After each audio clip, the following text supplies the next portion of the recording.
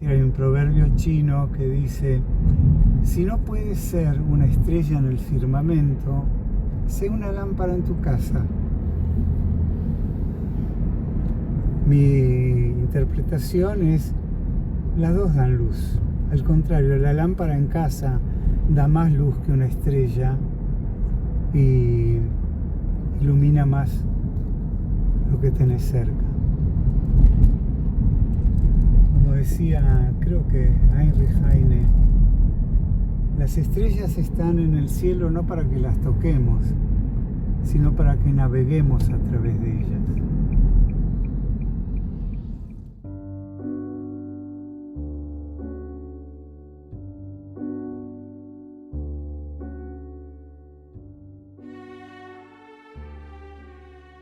Estoy excitado, expectante con esto entusiasmado con el asunto de la película. Pero realmente quiero empezar a partir de Betty. Viste que la racionalidad dice, sí, pero que vayas a la tumba no pasa nada. Pero hace mucho que la racionalidad la dejé de lado. Me guío más por el pupic, por el ombligo, por las cosas que me dice mi intuición.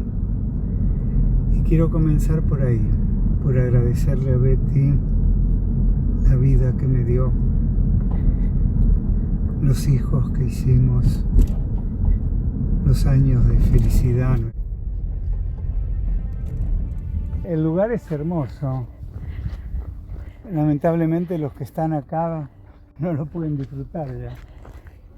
Y a Betty, yo vine con Magalí a comprar el lugar, a ver el lugar y comprar el espacio. Y le dije a Betty, le pregunté si quería venir a ver, me dijo que no quería. Y cuando le dije a Lionel que el lugar se llama Menujat Olam y que compramos espacio para Betty y para mí, me dice, bárbaro, papá, Menujat Olam es el descanso eterno. Me dice, justo para tus siestas.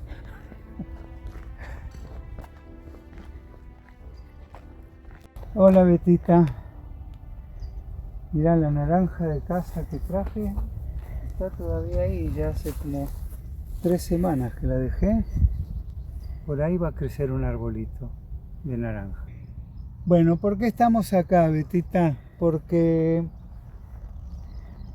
Lionel vino hace un tiempo y me dice, papá, yo quiero que escribas la historia de tu vida. Me dice, con mamá no alcanzamos a hacerlo. Y le duele mucho eso. Él hubiera querido conocer más, preguntarte un montón de cosas que hubiera querido preguntarte. Y lamentablemente no se pudo llegar a hacer eso. Y entonces me pidió que yo escriba la historia de mi vida. Y le dije que pensé que ponerme a escribir historia de mi vida no es fácil. Escribir un libro sobre la historia de mi vida. Yo prefiero escribir cuentos y poesías. Y decidimos empezar a hacer una película donde yo cuente la historia de mi vida, por supuesto, la historia que yo recuerdo y la historia que yo me construí también, la que yo me cuento. Y justamente hoy a la mañana pensaba que vos eras muchas veces la que me decía, bueno, acá estás tergiversando un poco la historia. Y como ahora no te tengo, mi amor, te tengo dentro mío, seguramente en algún momento también me vas a decir, no, pará, contá cómo fue en realidad, no como querés que suene. Así que he decidido empezar la película viniendo acá. Y de acá vamos a salir a caminar por los campos que te agradezco muchísimo.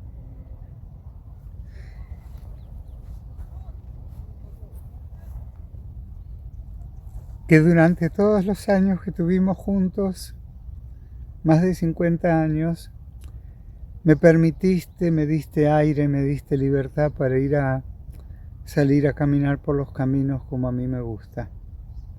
Te estoy muy agradecido. No solo por eso, pero por eso estoy muy, muy agradecido. Besito.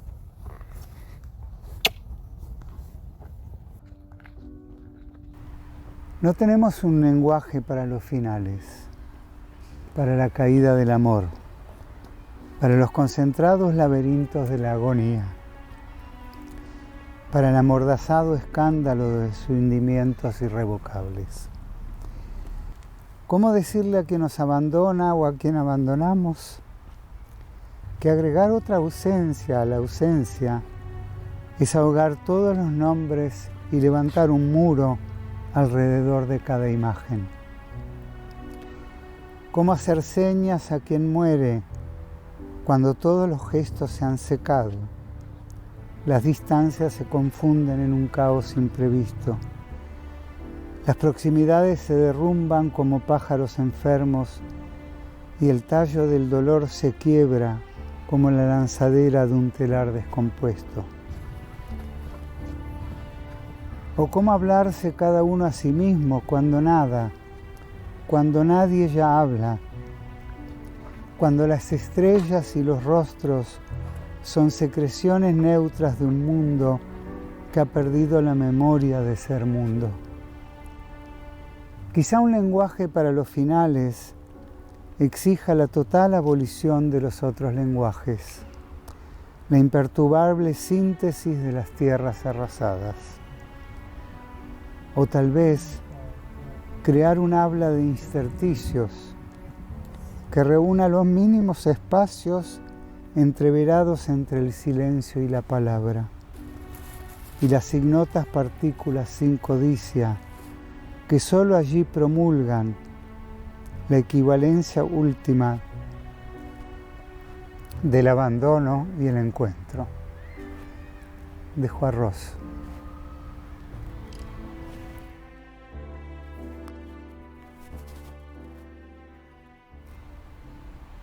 Nada nos prepara para la despedida final. Los años y años de enfermedad de Betty, donde todos me decían, bueno, estás sufriendo un duelo continuado, no me prepararon para su muerte. Me prepararon para sentir el vacío, para sentir el que me he quedado solo a pesar de los amigos, los hijos, la familia. No me prepararon para sentir cada vez que visito su tumba de que cuando me voy la dejo sola. De todas formas algo ha cambiado. Cuando vine a visitar su tumba a los 6 meses de que ella murió, y al salir descubrí ese camino que lleva hasta un bosque, ahí sentí que ya no la dejaba sola.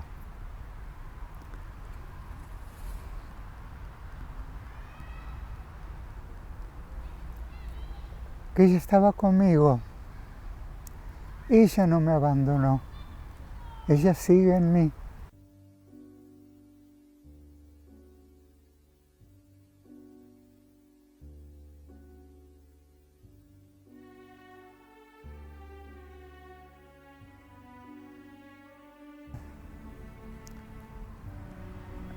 Un amigo en común, un amigo que los padres de Betty y los padres de este amigo eran, no sé si paisanos o se habían conocido en la Argentina, pero siempre habían visto a Betty y a este amigo como una posible pareja. Y mi amigo no estaba interesado, supongo que Betty tampoco. Entonces mi amigo me propuso una vez que salgamos, él con una chica y yo con Betty. Y a último momento me avisó de que él suspendía la salida. Así que me aparecí solo en lo de Betty, cosa que Betty recordaba siempre, sobre todo porque me vine vestido con un traje verde oscuro, que le pareció una cosa terrible. En ese entonces en Buenos Aires no había tantos lugares para salir con una chica, qué sé yo, por lo menos no con una chica decente como Betty. Nos fuimos a la confitería del Aeroparque. Y en la confitería del Aeroparque charlamos y yo le dije que yo pensaba volverme a Israel. Yo ya había estado en Israel y pensaba volverme. Betty había estado también en Israel porque vino, durante la Guerra de los 6 días, vino como voluntaria. Y ella me dijo que está bien, que no tenía problema. Y después cuando nos levantamos para salir de la confitería y nos dimos el primer beso. Y yo estaba felicísimo. Y Betty también, supongo. Y nos enamoramos enseguida. Yo cuando la conocí inmediatamente dije, esta es la mujer de mi vida, no tengo que buscar más. Esta es. Betty en ese entonces trabajaba como maestra en una escuela judía. Yo era estudiante de medicina. Betty estudiaba filosofía. Y cada vez que yo decía algo con cierta seguridad y aplomo, ella se ocupaba de decirme, pero eso no es más que una teoría. O sea, me sacaba toda la superioridad intelectual. Y me hizo una trampa, bueno, porque yo la conocí a Betty después de haber tenido una relación muy terrible y traumática con una estudiante de psicología y me había dicho, no salgo más con las neuróticas de mierda esas. Y Betty estudiaba filosofía, así que estaba todo bien, solo que después de un tiempo que estábamos saliendo y cuando yo ya estaba metido con ella totalmente, se cambió de filosofía a psicología. Pero no me arrepiento ni ella se arrepintió, porque realmente fue su vocación. Fue una excelente psicóloga y tuvimos mucho diálogo en el terreno profesional. Muchas veces trabajamos juntos.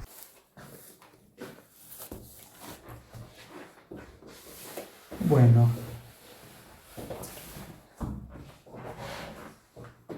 uno de los más grandes momentos de mi vida. Aquí está, mi princesa. Gracias a ella me transformé de sapo en príncipe.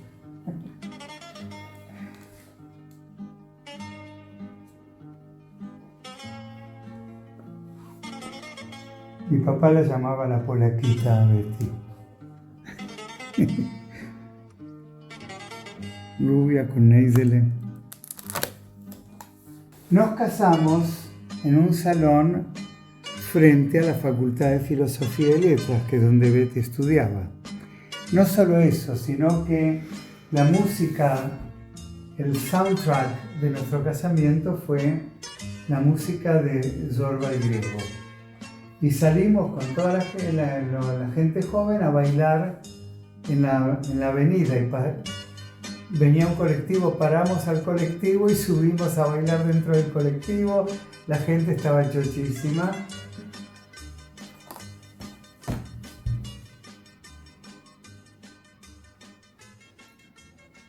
Betty. Aceitunas. Los hongos se ven feos porque son orgánicos.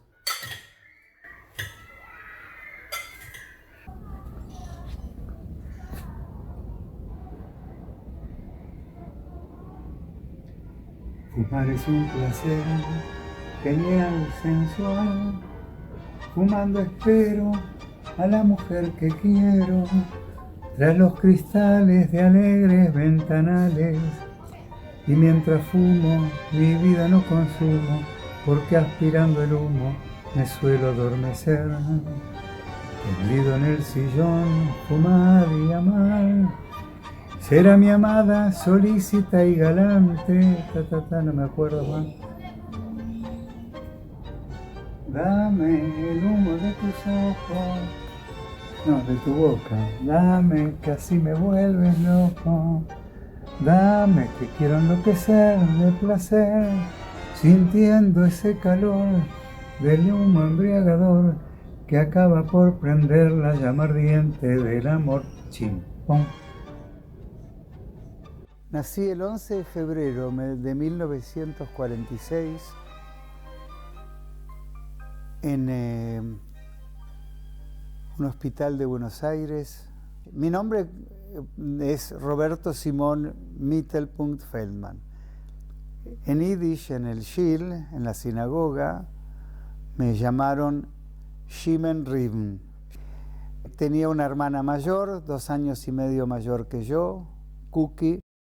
Acá estamos, mi papá, mi hermana Cookie, yo y mi Zeide Isaac.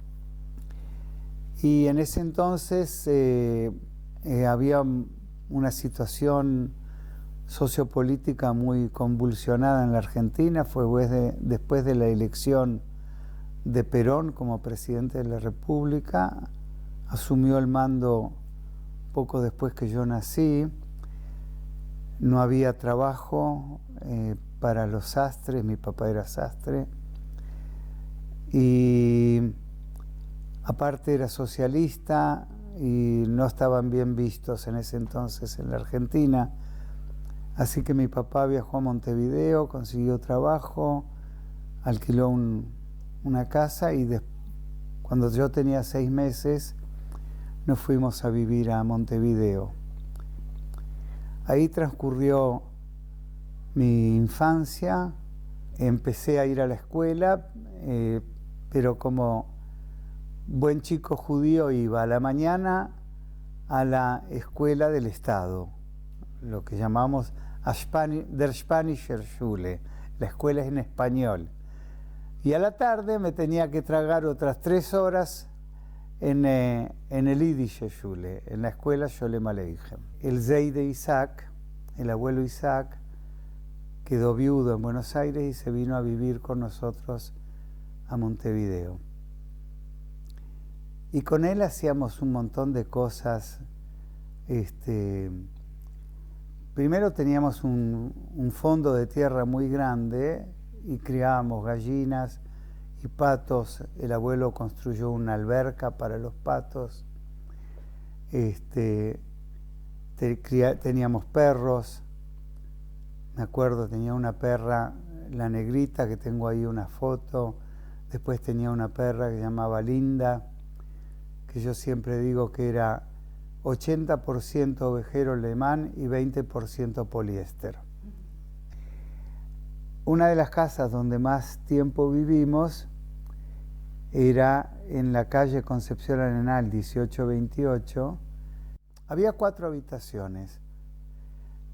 Las 2 habitaciones del medio tiraron abajo la pared que las dividía y ahí mi papá hizo su taller de confecciones. Lo que fabricaba mi papá eran impermeables, en el Uruguay llamaban pilots. Eran esos impermeables ingleses como Perramus 3/4.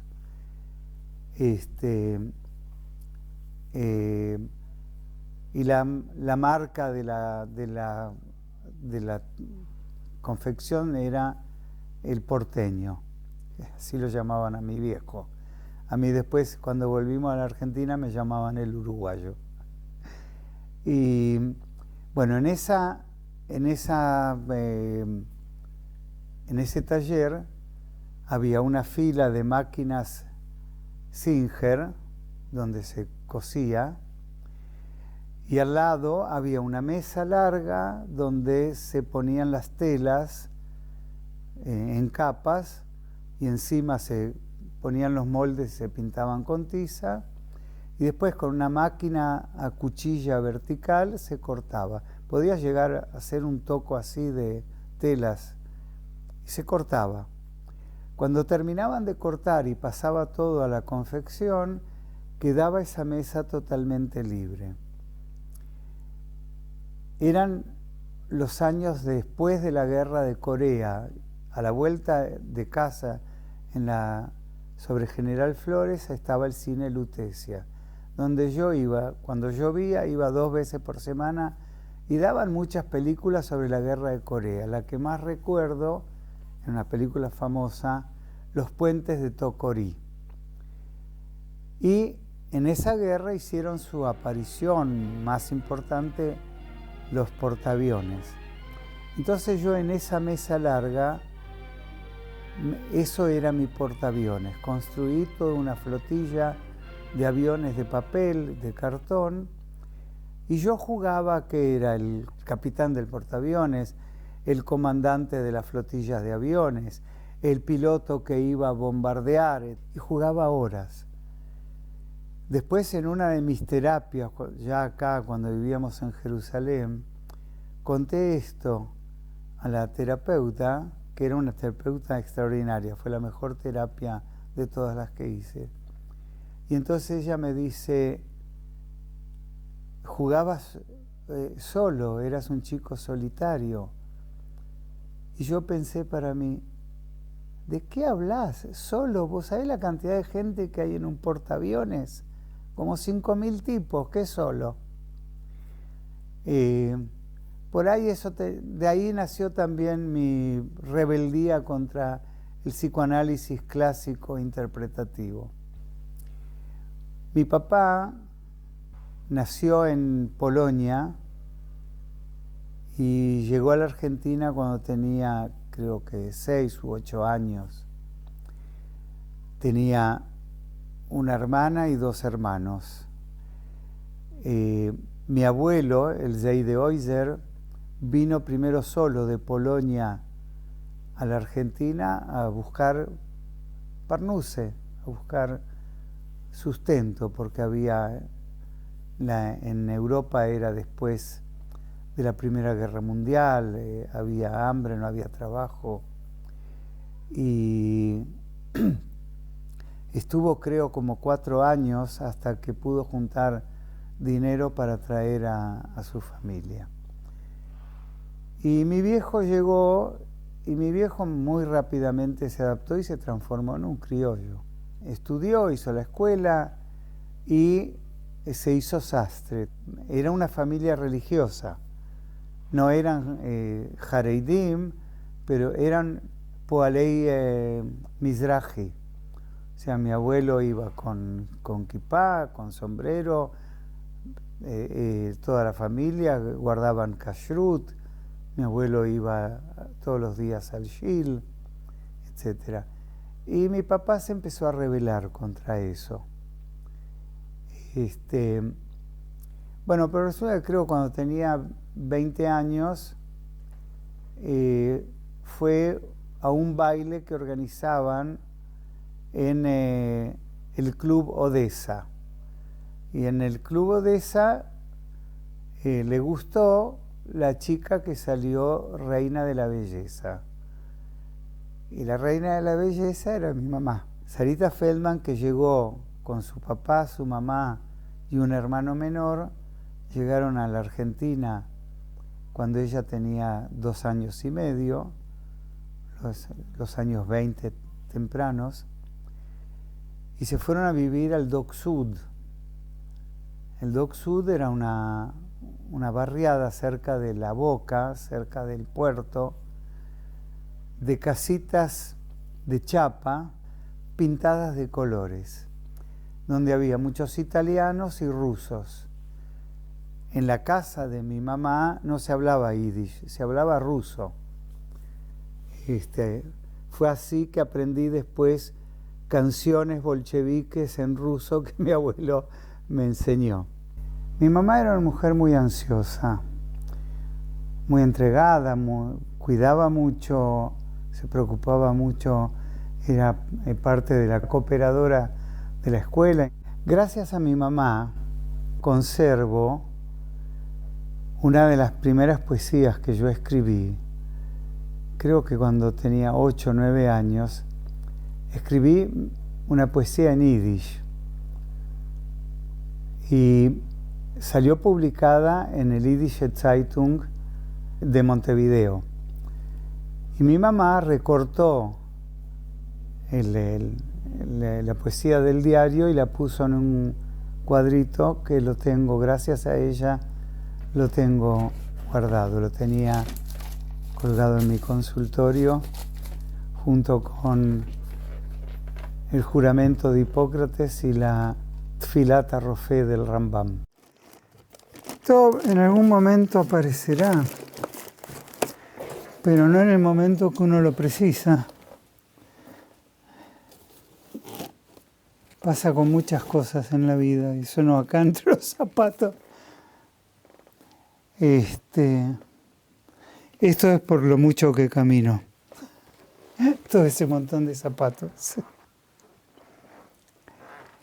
Bueno, no lo encuentro. Mami, discúlpame, ya va a aparecer en algún momento el cuadrito con la poesía que guardaste, mi poesía en Yiddish. Finalmente, después que Perón cayó y se fue de la Argentina, las cosas cambiaron, andaba mal en los negocios en el Uruguay y entonces nos fuimos de vuelta a vivir a Buenos Aires. Era una época de recrudecimiento del antisemitismo en la Argentina. Había situaciones donde para entrar al Colegio Nacional los judíos nos reuníamos y venían nuestros hermanos grandes porque estaban parados los fachos en la puerta del colegio y no querían dejarnos entrar. Y había piñas y palos. Mi reacción era eso me daba la legitimación por el antisemitismo de repartir trompadas yo también. Por lo general recibía más de las que daba, pero me acuerdo que fue una época violenta. Hasta que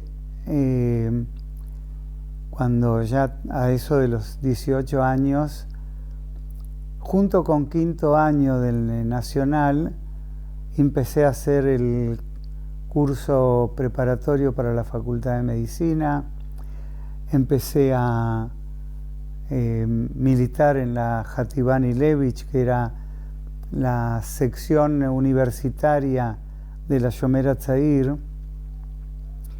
y empecé a cursar medicina a los 17 años.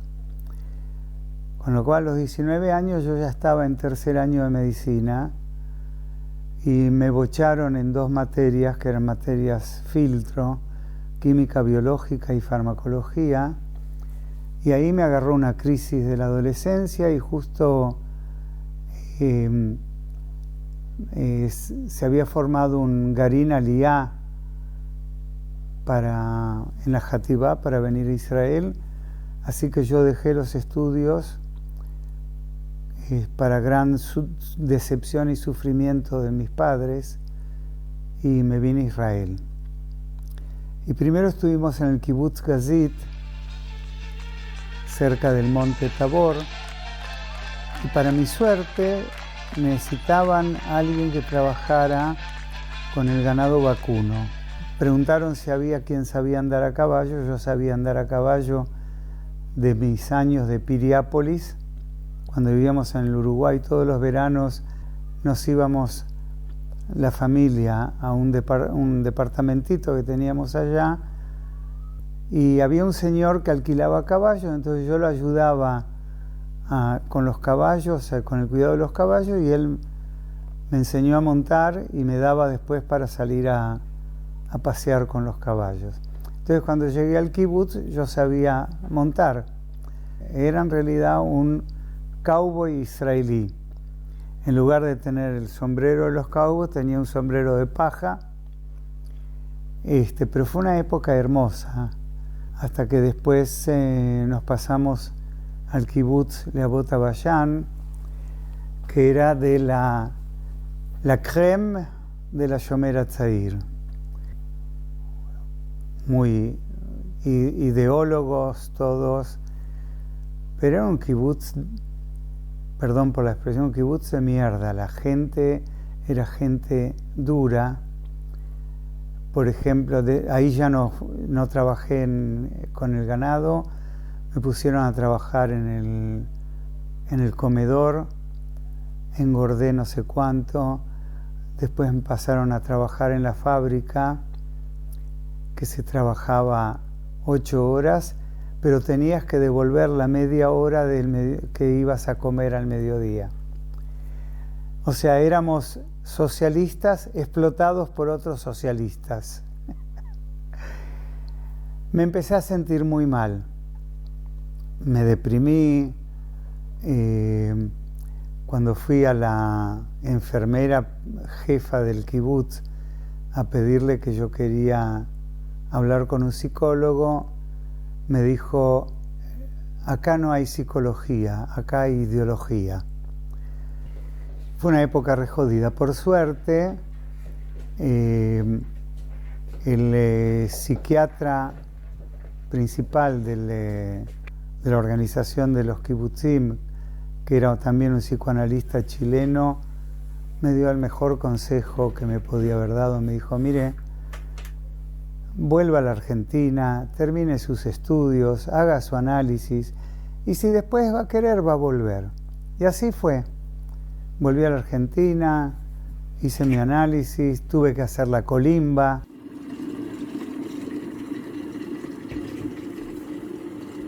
¿Cómo se prepara un mate a la uruguaya? Ok. Primero, mate del Uruguay. ¿Cómo se le llama a este mate en el Uruguay? Hoy ve argentinos, se le llama porongo. Necesitamos yerba. Llenamos el mate hasta 2/3 más o menos, depende de cuánto vamos a tomar también. Acá donde está el agujero, vamos a poner el agua primero. Para que la yerba vaya chupando. Como ven, la yerba ha absorbido el agua. Muy bien, acá vamos a intubar la bombilla, la ponemos así y después la giramos hacia abajo, que quede la punta de la bombilla, que quede en el centro del mate, acá. Se ceba sobre la bombilla y lo importante es que tenga espuma. Si no, quiere decir que está lavado. Cuando me incorporaron a la colimba en Buenos Aires, había un sargento ayudante que probaba a cada soldado nuevo a ver qué tal cebaba mate. Yo venía de saber cebar mate a la uruguaya, así que le cebé un mate y el tipo se sintió muy conforme y me dijo, yo ya me habían dicho que era muy antisemita el tipo. Me dice: muy bien, soldado Mr. Pun, porque no podían pronunciar Mr. Pun, me llamaban Mr. Pun. Soldado Mr. Pun, ¿dónde aprendió a cebar mate? Y entonces le dije: en un kibutz en Israel. Lo importante era que el mate tenga espuma. Él estaba sentado en su escritorio y yo iba a la cocina, cebaba el mate y se lo traía. ¿Cómo lograba que el mate tenga espuma? Porque cada vez que yo iba a la cocina venía otro soldado y escupía dentro del mate. A través de mi ventana que da a la terraza, contemplo el pequeño parque en el centro de mi barrio. La ventana es de hojas de hierro negro y vidrios de bordes esmerilados. Se divide en 4 partes. Las de arriba ocupan 2/3 del tamaño total. Las de abajo, el tercio restante. Son 4 megapíxeles que cada mañana crean una nueva composición. En el tercio inferior, la terraza con su piso de baldosas color tierra, la mesa y las sillas de madera a las que tendría que darles unas pinceladas de aceite de teca. El tendedero para secar la ropa, hoy con la colada de color, y sobre la mesa el cenicero con colillas de varios días. Más allá la pared, mitad ladrillos, mitad baranda, también necesitada de unas manos de pintura. En el tercio medio de mi ventana predomina el verde. El más cercano es el de las macetas con plantas, que a veces sufren por mi olvido o pereza de regarlas. Sin embargo, hay unos toques de color que dan las flores que aún no han marchitado. Más allá, la copa verdísima del naranjo, que desde el jardín sube hasta mi balcón. Aún hay frutos entre sus ramas, pero en su copa ya ha florecido el azahar que llena el aire de fluvios primaverales. Ahí se posan cada mañana pájaros variopintos, con los que mantengo un diálogo de chiflidos y silbidos, canciones. Por encima de todas las cosas, los seres y los artefactos, el majestuoso cielo. Hoy de un azul profundo después de haberse limpiado las lagañas de la noche con una rabiosa tempestad de truenos, relámpagos, rayos y lluvia. La tormenta me despertó a medianoche. Fuegos naturales alumbraban el cielo. Tambores celestiales redoblaban. Núbiles cascadas rompieron sus bolsas de amnióticas aguas y el universo dio a luz un nuevo día. Al principio de mi carrera, después que me recibí de médico, a fines de los años 60, o era psiquiatra biológico o era psicoanalista. Así que me dediqué al psicoanálisis. Mi orientación siempre fue hacia un psicoanálisis más liberal, más avanzado, ¿no? El psicoanálisis freudiano.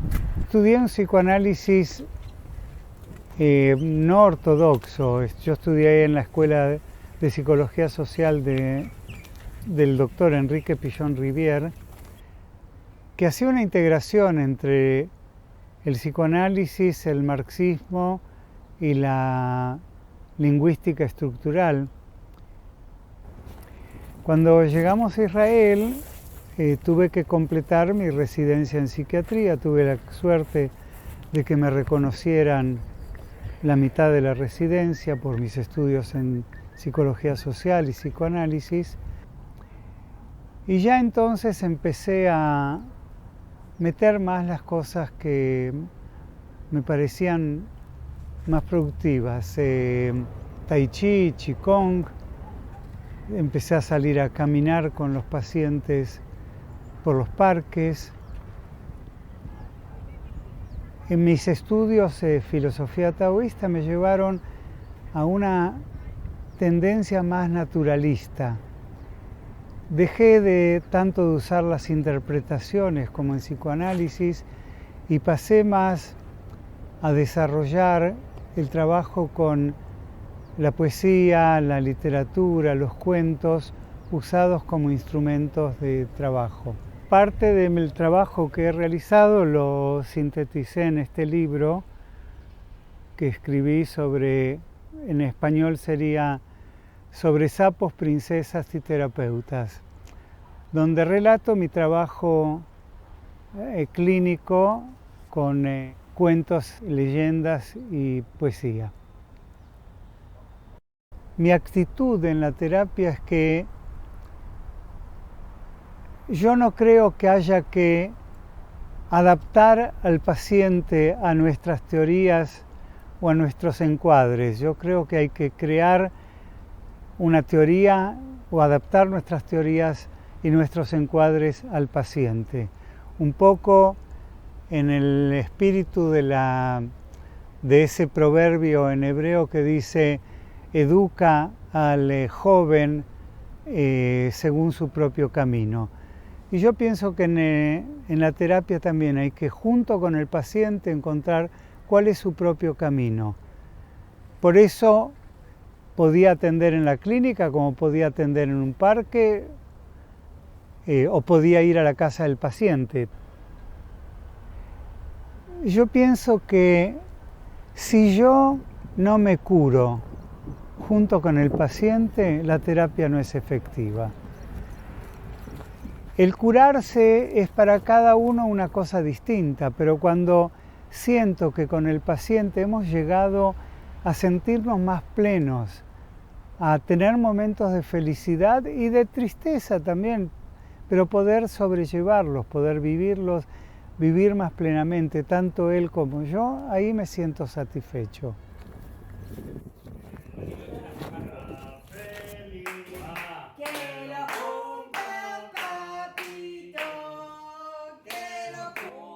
Hace unos días cumplí 75 años y llegar a los 75 años en un estado de salud bastante bueno,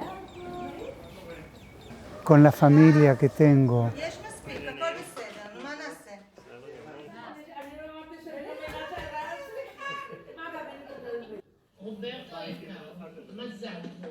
me siento muy realizado a través de mi familia. Alexis, ahora que te vi abrir la boca, ¿cómo terminó la historia? ¿Te dijiste la corona? Mi primer hijo, o nuestro primer hijo, de Betty y mío, nació exactamente a los 9 meses de haber fallecido mi papá. Es la expresión de la afirmación de la vida, la afirmación del amor, la afirmación de nuestra realización como seres humanos. Los japoneses dicen que hay que tener un hijo, plantar un árbol, escribir un libro. Bueno, algunas de esas cosas las hice más de una vez. Y Alexis nació como eso, si bien papá se fue, ahora viene un hijo. Después vinieron Magalí, que trajo la alegría de tener una nena rubia, hermosa, vivaracha, que cuando la amacaba en la hamaca me decía: papá, haceme tocar el cielo. ¿Y qué más satisfacción para un padre de que un hijo le diga: papá, haceme tocar el cielo? Y sí, voy a hacer todo lo posible. Después le dije a Lionel, que es mi tercer hijo, le dije que el cielo no es un límite, como dicen en inglés. El cielo es una invitación. Lionel representa algo que también está en mí y estaba también en Betty, que es el no aceptar la institucionalización de la persona. Cuando era chiquito, tenía 3, 4 años y iba al jardín de infantes, él encontraba la forma de escaparse y volverse a casa. Y las maestras jardineras estaban desesperadas, no sabían cómo él hacía para irse. Y digo que es un poco continuación porque yo también soy un tipo que no se las arregla con los sistemas y con la sistematización de la vida.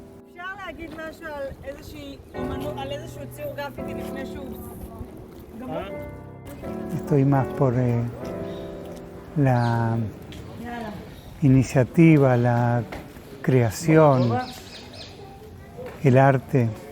בעברית של התנ"ך, בעברית המקראית, קוראים להם קרובים. כן? עכשיו, מי שתרגם את התנ"ך, mis hijos me han elevado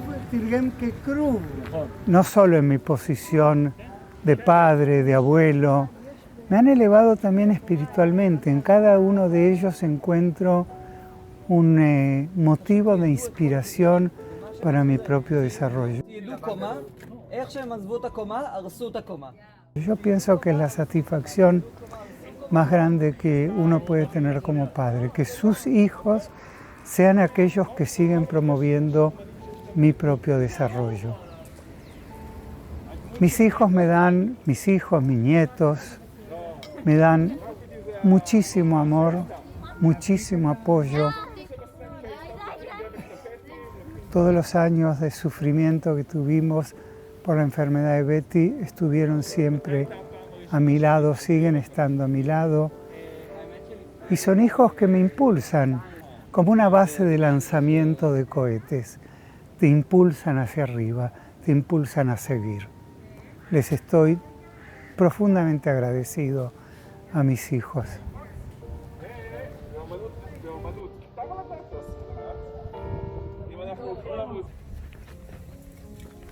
El leitmotiv en mi vida, se puede decir, es el caminar. A pesar de que los caminos, los senderos por los que camino, están ya marcados, uno va haciendo su propio camino.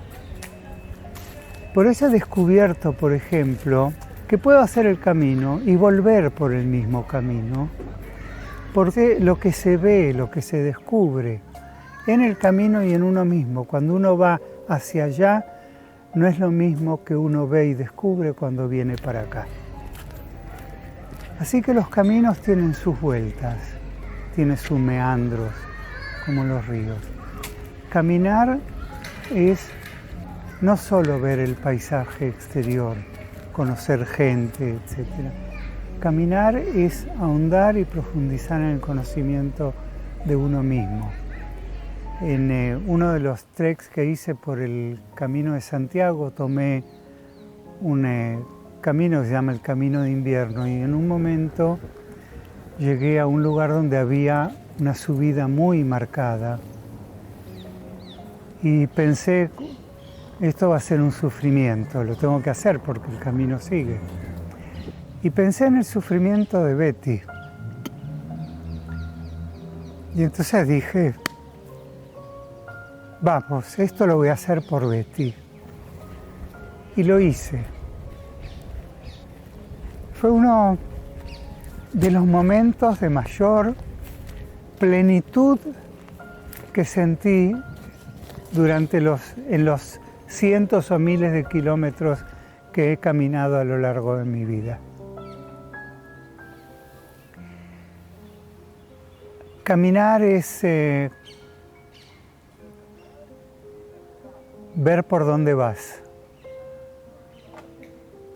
ver las huellas que has dejado en el camino.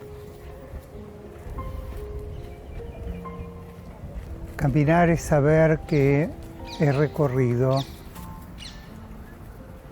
un trayecto hecho de trechos, diferentes trechos, y que todavía el camino sigue. Y eso es lo que voy a seguir haciendo. Como decía mi papá, mientras el cuerpo aguante, el carnaval irá adelante.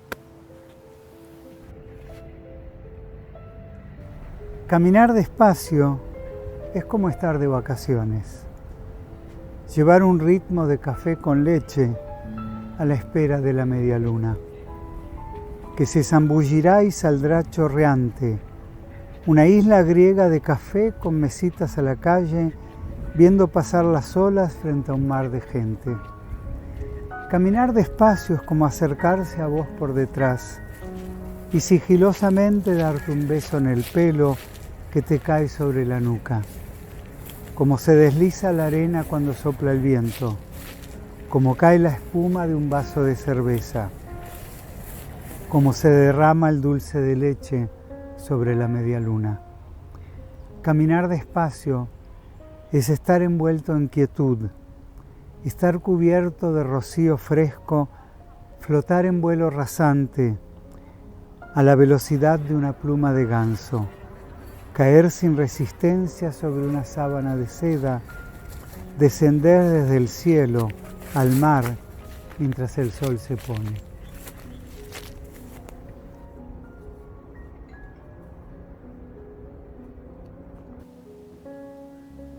Hay tantas definiciones del amor y tantas formas de amor que medio es difícil agarrarlo, definirlo. El amor es es lo que mueve el corazón. El corazón este que bombea así, eso es por amor.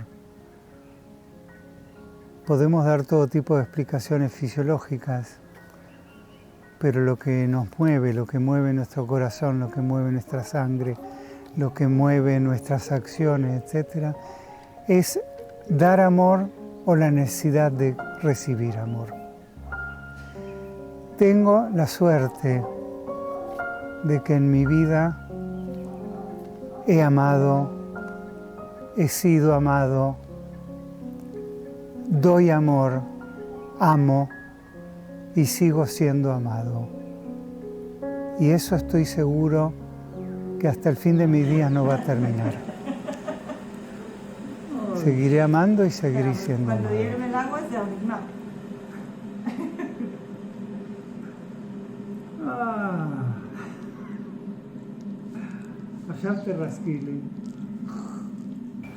Siento que estoy en un equilibrio con el mundo, a pesar de las guerras, persecuciones, virus, etcétera, etcétera. No me siento frustrado, no siento que he perdido el tiempo en la vida ni que he perdido de hacer cosas. Me siento realizado en muchos aspectos. Me siento realizado en cuanto a mis relaciones. Tengo buenas relaciones con la gente. Uruguay.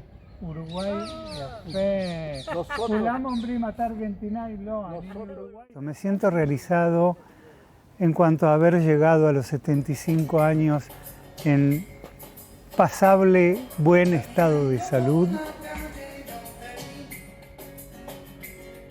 activo, en movimiento, tanto en movimiento espiritual como en movimiento corporal también, chévere.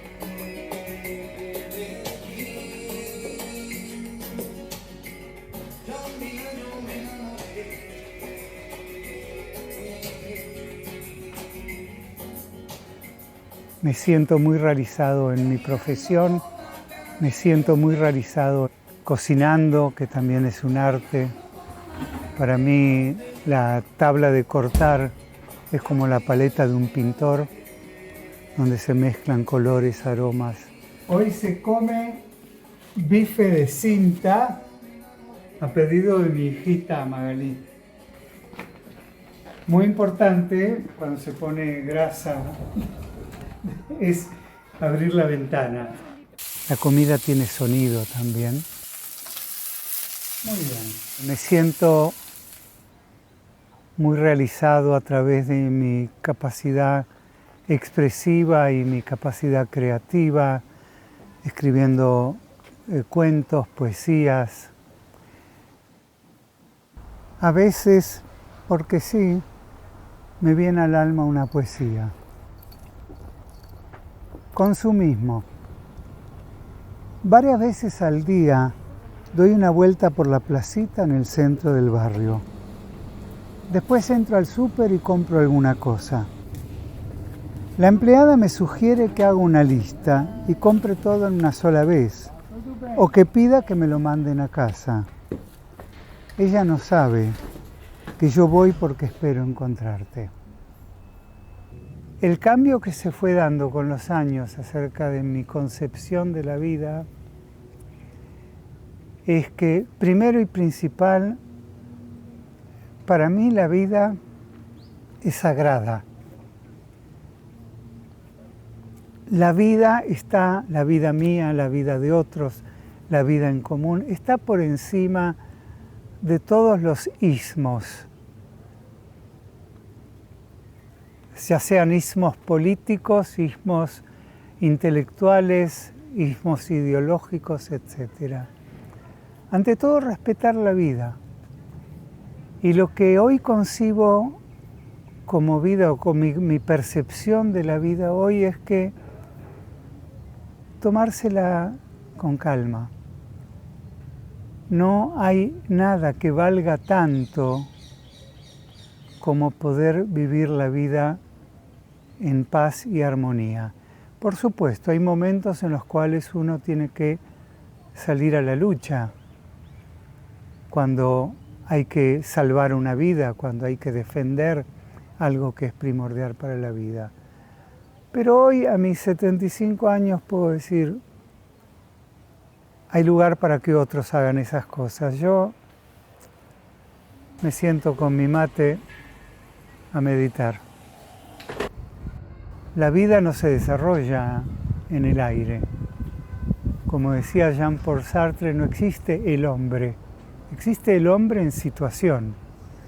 Y el mundo y los distintos paisajes del mundo, los distintos ambientes en los cuales me desarrollé, me dieron eso, me dieron ese apoyo, esa base, ese ambiente, esa ecología para poder llevar a cabo mi misión en el mundo. Mi misión en el mundo fue y es ayudar a la gente, desarrollarme y sentirme pleno a través de ayudar a la gente. Puedo decir sin de ser demasiado orgulloso que soy una buena persona, como parafraseando al poeta español que dijo: soy en el buen sentido de la palabra bueno. Creo que soy un buen tipo.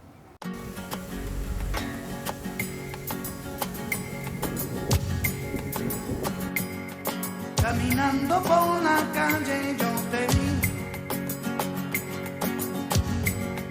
Caminando por la calle yo te vi. Ya un día yo me enamoré de ti. Ya un día yo me enamoré de ti.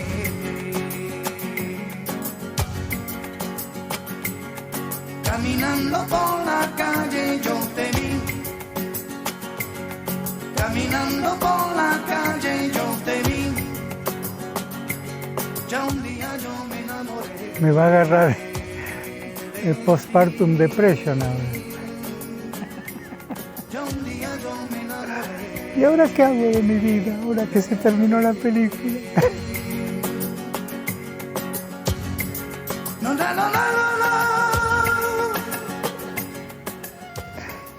Espero que sea de esas películas que uno se terminan y uno dice: ¡ay, ¿por qué no sigue?